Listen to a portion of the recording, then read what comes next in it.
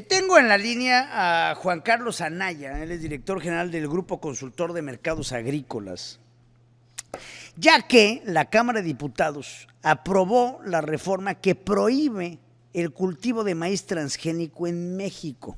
Nuevamente entramos a un problema que ha sido intentado de dirimir en los tratados que tenemos con los Estados Unidos en términos del Tratado de Libre Comercio, el uso de maíz transgénico, la importación de este maíz para uso y consumo humano y consumo animal, que ha generado una enorme cantidad de división y por supuesto algunos problemas en el propio Tratado de Libre Comercio con los Estados Unidos. Y te saludo con mucho gusto, Juan Carlos, gracias por estar con nosotros.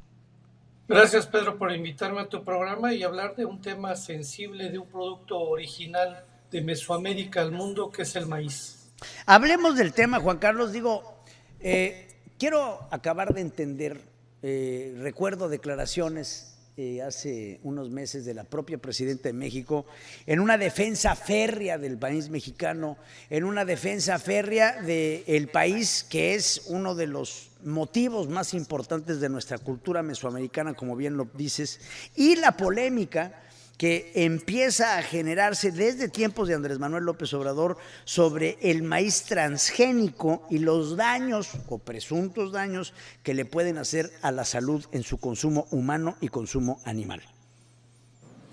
Sí, bueno, como tú bien lo señalas, esto nace con un decreto del 31 de diciembre del 2022 acerca del glifosato, y luego también pues venía de ese artículo que se iba a prohibir la importación de maíz genéticamente modificado tanto para el consumo humano y animal, y eso provocó algunas controversias con nuestros socios comerciales, y el 13 de febrero del 2023 se modificó este decreto donde ya se permitía la importación de maíz genéticamente modificado para el consumo animal y para el consumo industrial, porque era darnos un balazo al pie, porque México no es autosuficiente en maíz.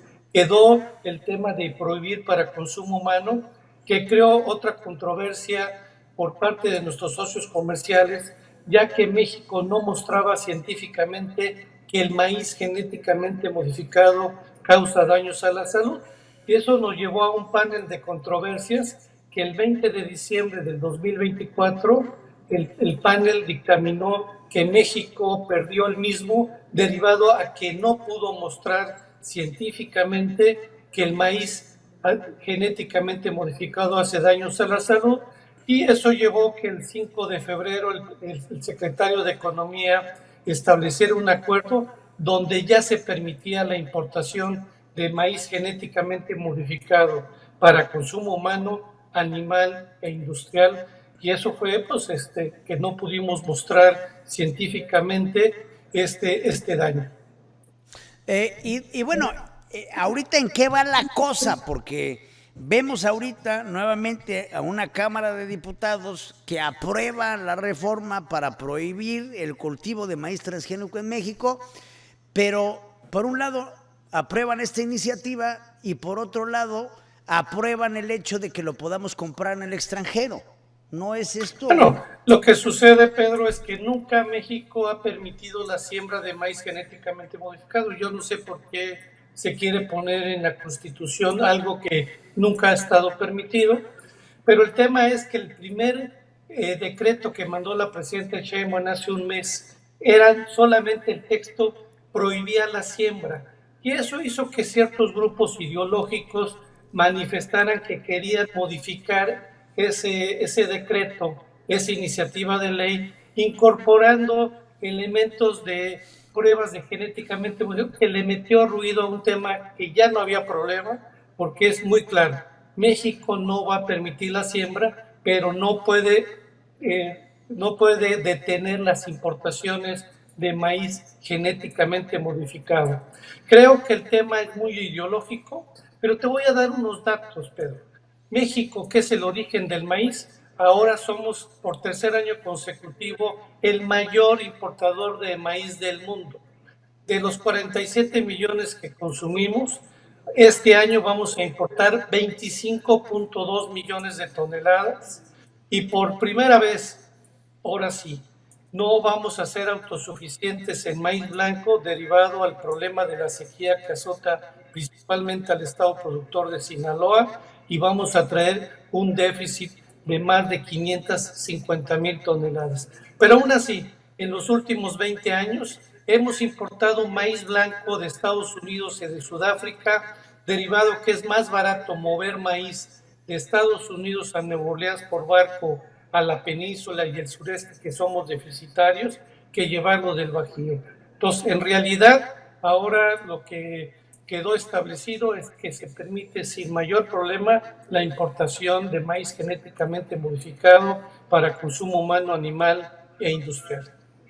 Ahora, se nombra al maíz como un elemento de identidad nacional, una defensa férrea, pero yo quiero que le expliques al auditorio, Juan, porque al final del día, para los que no conocemos mucho de esto, pues no entendemos cuál es la diferencia o en qué nos afecta o si siquiera nos damos cuenta cuando vamos a comprar maíz, si es transgénico, si no es transgénico. O sea, ¿me explicó? O sea, no hay un conocimiento ni siquiera de lo que estamos hablando a nivel del auditorio y por eso creo que es importante que le expliques a la gente qué significa un maíz transgénico. Bueno, mira, en temas tenemos tres maíces principalmente, el criollo, que es nuestro origen, pero te voy a dar un dato. De las unidades de producción que tenemos para maíz de 3 millones, más del 80% tienen menos de 5 hectáreas. Eso representa de la superficie el 40% y solamente se produce el 26% del maíz, porque realmente los maíces del sureste y del sur de México es de autoconsumo y los rendimientos son de 2.5 máximo por hectárea hasta 1.5, porque los criollos no son de alto rendimiento. Luego tenemos los maíces híbridos que se producen más en el centro y norte del país, que son de rendimientos de 7, 8 y en algunos lugares, como en el caso de Sinaloa, llegan hasta 12 toneladas por hectárea, que son los que nos dan el abasto de la tortilla a nivel comercial.